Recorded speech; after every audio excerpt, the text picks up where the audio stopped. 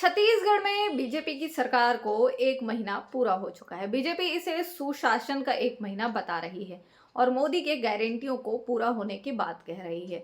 तो वहीं कांग्रेस इसमें लगातार प्रश्न उठा रही है और प्रश्न उठाते हुए कह रही है कि मानो ये लग रहा है पिछले एक महीने से छत्तीसगढ़ केंद्र शासित प्रदेश हो चुका है। आखिर क्या है पूरा मामला, क्यों एक महीने की रिपोर्ट कार्ड जो है वो तैयार हुई है, कितने वादे पूरे हुए हैं और क्या दावा बीजेपी करती रही है और इस पर कांग्रेस का क्या आरोप है, आइए देखें एक रिपोर्ट। दरअसल हमने बनाया है, हम ही संवारेंगे नारे के साथ सत्ता में आई बीजेपी का दावा है कि एक माह में मोदी की विभिन्न गारंटी पूरी की गई है। प्रमुख रूप से 18 लाख से अधिक गरीब परिवारों को निःशुल्क आवास पर अमल शुरू हुआ है। 13 लाख किसानों को धान के बकाया बोनस की राशि दी गई है। 20 क्विंटल प्रति एकड़ के स्थान पर प्रति एकड़ 21 क्विंटल धान खरीदी की जा रही है। 50 लाख ग्रामीण परिवारों को निःशुल्क नल कनेक्शन दिए जाने की बात कही जा रही है। तो वहीं लगभग 70 लाख गरीब परिवारों को आगामी 5 वर्षों तक निःशुल्क राशन दिए जाने की बात भी बीजेपी शासन कह रहा है। महतारी वंदन योजना के तहत 1200 करोड़ रुपए का प्रावधान किया गया है। पीएससी परीक्षा में अनियमितता की शिकायतों की सीबीआई जांच का निर्णय भी लिया गया है। विद्यार्थियों के लिए राजधानी रायपुर में एक और नालंदा परिसर बनाने की भी बात कही जा रही है। जशपुर के लिए मास्टर प्लान तैयार किया गया है और छत्तीसगढ़ के तीर्थयात्रियों को अयोध्या में रामलला के दर्शन के लिए रामलला दर्शन योजना बनाया गया है। फिलहाल कांग्रेस भाजपा की इस दावे पर इत्तेफाक नहीं रखती। कांग्रेस के संचार विभाग अध्यक्ष सुशील आनंद शुक्ला का कहना है कि छत्तीसगढ़ राज्य में बीजेपी लगभग मृत प्राय हो चुकी है। सरकार बनने के बाद भी ऐसा लगता है वह केंद्र शासित सरकार है।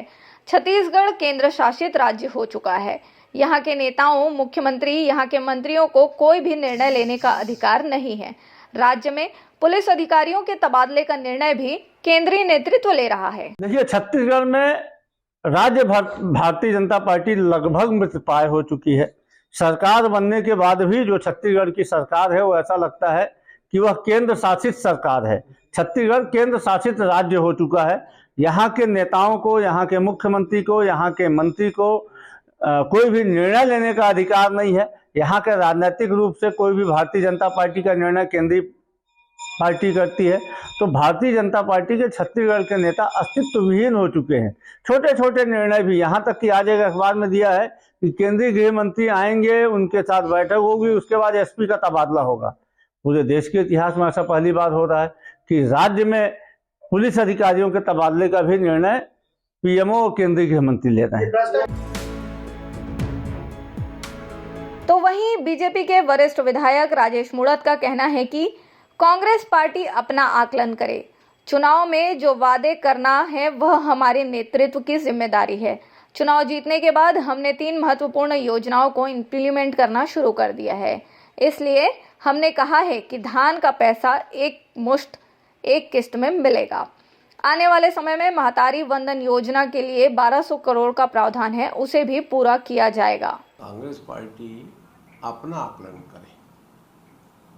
भाजपा संगठन कार्यकर्ताओं पर आधारित है और चुनाव से जो हमने जनता से वादे किए हैं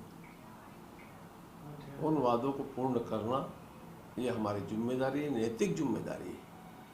और इसलिए मोदी की गारंटी के साथ में जब मैदान में गए और जनता ने जो विश्वास व्यक्त किया उसी आधार पर हमने 3 महत्वपूर्ण योजनाओं को इम्प्लीमेंट करना प्रारंभ कर दिया। चाहे 18 लाख गरीब परिवार को मकान की बातचीत हो, चाहे 2 साल का बोनस का ट्रांसफर की बातचीत हो, चाहे 3100 रुपये में धान खरीदी की बातचीत हो। और इसीलिए हमने ये भी कहा है कि धान का पूरा के पूरा पैसा एक किस्त में मिलेगा, टुकड़ों में नहीं मिलेगा।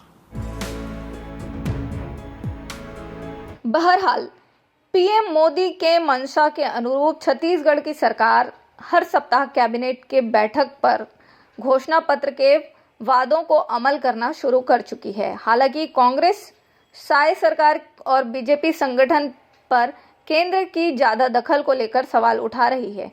इस बीच अब देखने वाली बात यही होगी कि सरकार दावों के अनुरूप जनता को योजना का कितना लाभ मिल पाता है। लोकमत के लिए छत्तीसगढ़ से स्वाति कौशिक की रिपोर्ट।